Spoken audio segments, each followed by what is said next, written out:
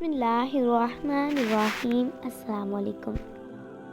ابراہیم بن ادہم رحمۃ اللہ علیہ کی داستان اسلامی تصوف کی دنیا میں بہت مشہور ہے اور اسے روحانیت، زہد اور قربانی کی ایک مثالی کہانی سمجھا جاتا ہے۔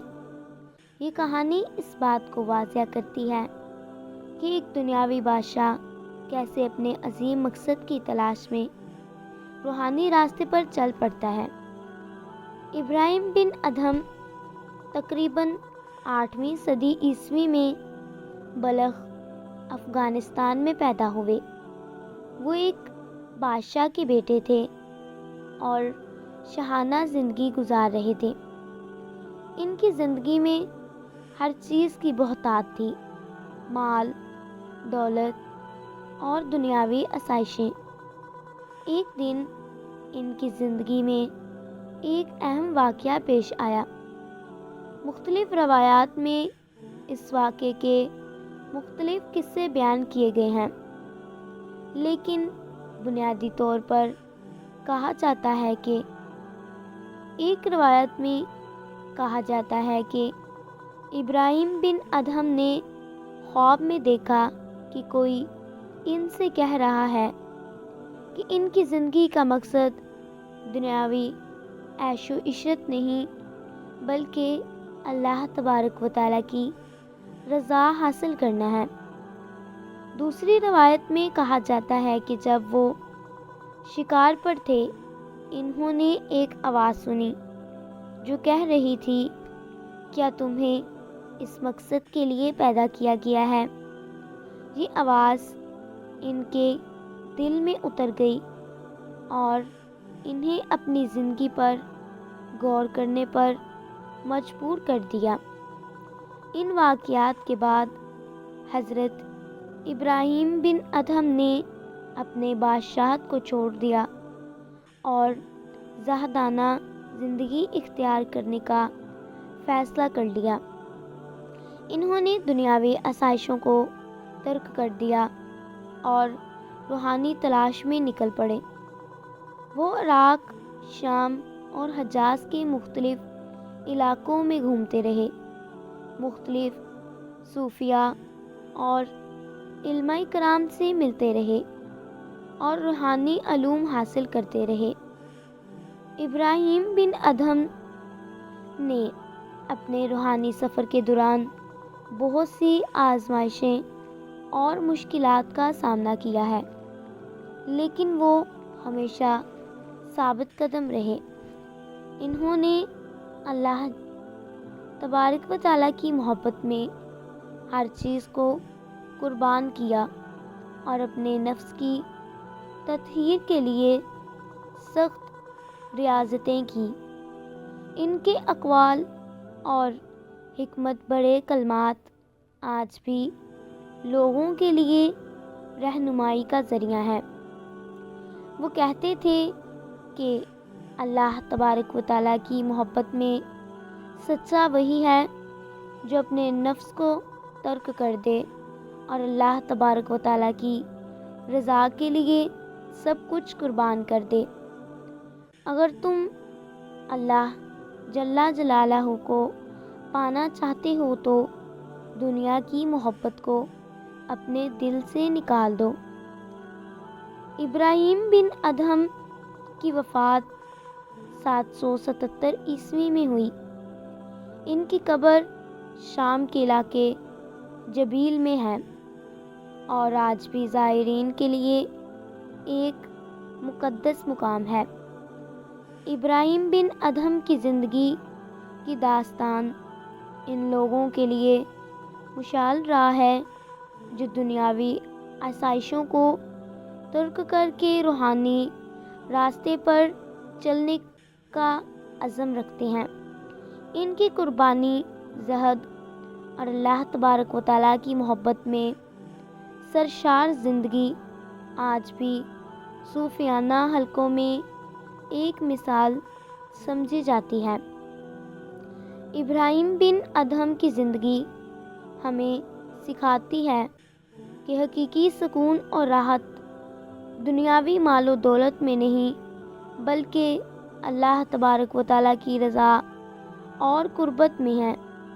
ان کی داستان اس بات کی تصدیق کرتی ہے کہ اگر دل میں سچی لگن اور جستجو ہو تو انسان دنیا کی کسی کی مقام سے اللہ تبارک و تعالیٰ کی قربت ضرور حاصل کر سکتا ہے۔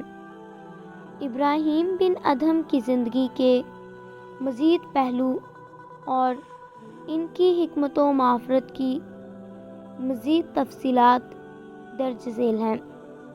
ابراہیم بن ادہم نے اپنے زہد کی زندگی میں بہت سی ایسی مثالیں قائم کی جو آج بھی تصوف کی دنیا میں مشہور ہیں۔ وہ دنیاوی مال و دولت اور عیش و عشرت سے دور رہتے تھے اور اپنی زندگی کو سادگی اور عبادت کے لیے وقف کر دیا تھا۔ ان کے متعلق مشہور ہے کہ وہ اکثر روزے رکھتے تھے، راتوں کو جاگ کر اللہ تبارک و تعالیٰ کی عبادت کرتے تھے اور اللہ تبارک و تعالیٰ کی محبت میں سرشار رہتے تھے۔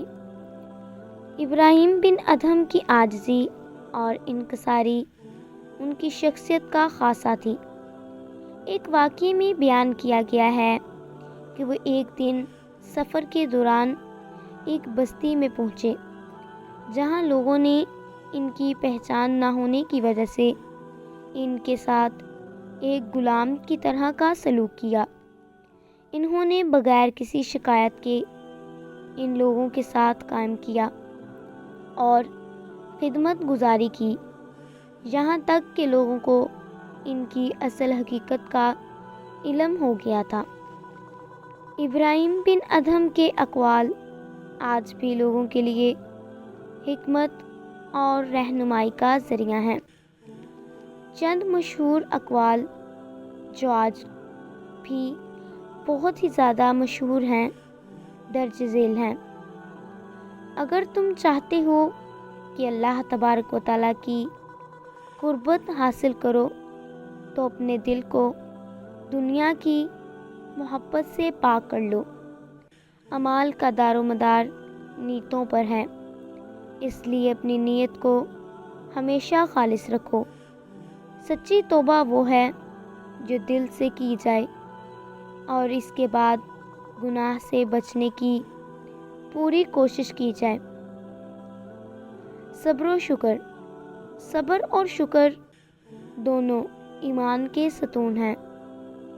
مشکل وقت میں صبر کرو اور نعمتوں کے وقت شکر گزار بنو۔ ابراہیم بن ادہم کی زندگی میں بہت سے روحانی تجربات بھی شامل ہیں۔ ایک روایت میں آتا ہے کہ ایک دن وہ کسی جنگل میں عبادت کر رہے تھے کہ ان کے دل میں خیال آیا کہ اگر وہ اللہ تبارک و تعالیٰ کی محبت میں اس قدر مہو ہیں تو کیوں نہ کوئی نشانی طلب کریں۔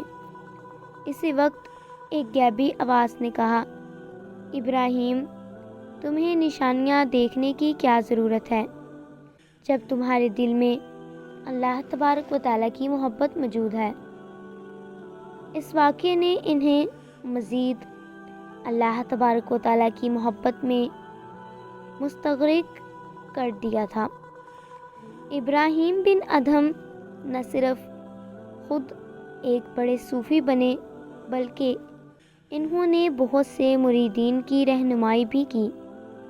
ان کے مریدین میں سے کئی بڑے صوفیاء گزرے ہیں جنہوں نے ان کے نقش قدم پر چلتے ہوئے روحانی مدارج طے کیے ہیں۔